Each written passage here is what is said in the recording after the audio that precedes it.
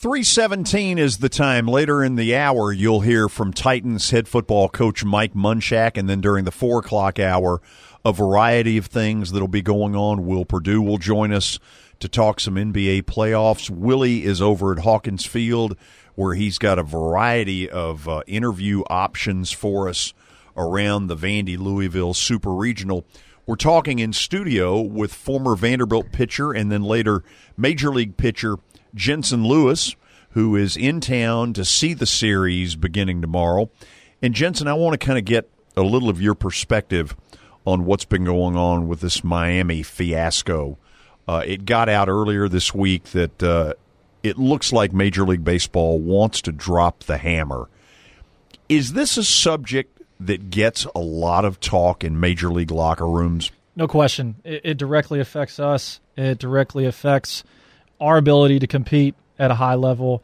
And what I think is going to happen, having been a player and gone through, these kind of situations, seeing what the effect can have, it's going to be big. And I think you really can't overstate the severity of the infractions, because it's going against our ability to get good contracts, and it's killing our trust with ownership and with front office people, because these kind of mistakes, if they keep happening, it's going to directly affect everyone. This isn't just, a couple guys that are named and then all of a sudden more guys come out.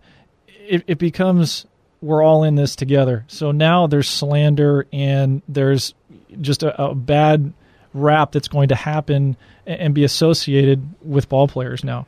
Your union, the Major League Baseball Players Association, has always been by far the strongest of the four. And most of the time, the attempt to gauge that, it hadn't even been close. And in the past, the Major League Baseball Players Association has been accused of almost harboring fugitives, if you will, and protecting those that are guilty. Do you think this time around it's going to be different?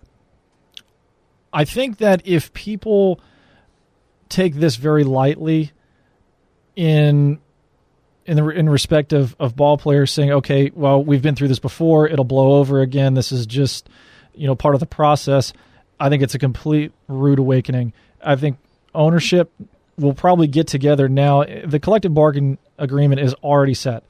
But I think ownership is now going to take a hard look at it, take a hard look at the joint drug agreement that we signed, and say, hey, this is getting out of control again. So I think there will be measures put in place or some sort of amendment to the current agreement, that there's going to be a lot of pressure, not only from ownership, but I think now from the fans that are seeing this. You just can't ignore it. It becomes bigger and bigger every day. There's more information, and it's not like we're talking about middle-tier ball players here. We're talking about studs.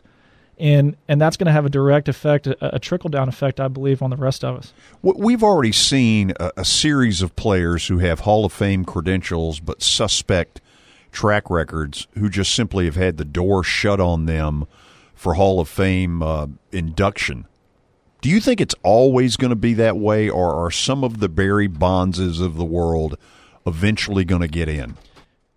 I don't know. I don't know for sure, because we're starting to get into territory now that baseball writers are very old school. I mean, a lot of those guys were around when it was the pre-steroid era and they saw what happened. Now going through that, it's almost like they've put these guys in a different pile. Like they're held to different restrictions and different guidelines. That being said, as long as these things are taken into account when voting for the Hall of Fame, I don't think it changes. I don't think you see, Clemens get in there. I don't think you see Bonds. A-Rod is in serious jeopardy. We almost had him anointed to break, most of the records, for home runs, and it's something now where is he ever going to play again? Do you think there's a chance he just says, I don't need this? There's not enough upside left to go back on the field. I don't know. I think he's too much of a competitor, and I think he has too much pride to just lay down and say, okay, I've had enough. Now, coming back from injury is never easy. He's not young anymore. However, when he's healthy, he's so capable of playing at a high level. So I think individually he's probably weighing the pros and cons. If this thing goes through and this becomes much larger and there are sanctions that come down, it may be out of his hands whether he wants to play again or not. Gut feeling here, and I realize a lot of this is just guessing. Do you think there will be a player or two with real, almost superstar status who comes out and says, I want our union to protect us, not the guilty? It's going to have to take somebody with some extreme courage. But I think if you go through the ranks and you see these guys, we saw David Hernandez already say that, you're basically cheating, the rest of us. If there starts to be guys that band together within the union and you start to get some of those guys that are superstars that are clean, have been following the rules the whole time, I think that's what it'll take. Not saying like a Derek Jeter or somebody, but somebody with that reputation of being someone people completely respect and trust.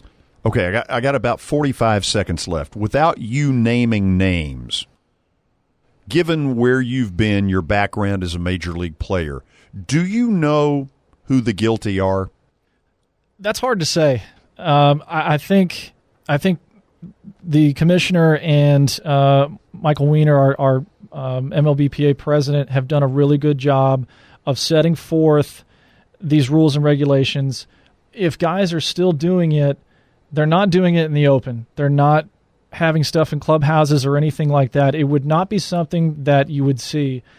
Is it happening? Obviously, it still is. Jensen, appreciate it. We'll talk to you later in the show. All right, thanks. Hope you've enjoyed Jensen Lewis's insights, former Vanderbilt Commodore pitcher, former Major League pitcher with the Cleveland Indians, and he's in town to watch the Super Regional tomorrow. When we come back, Titans head coach Mike Munchak on the Game Radio Network.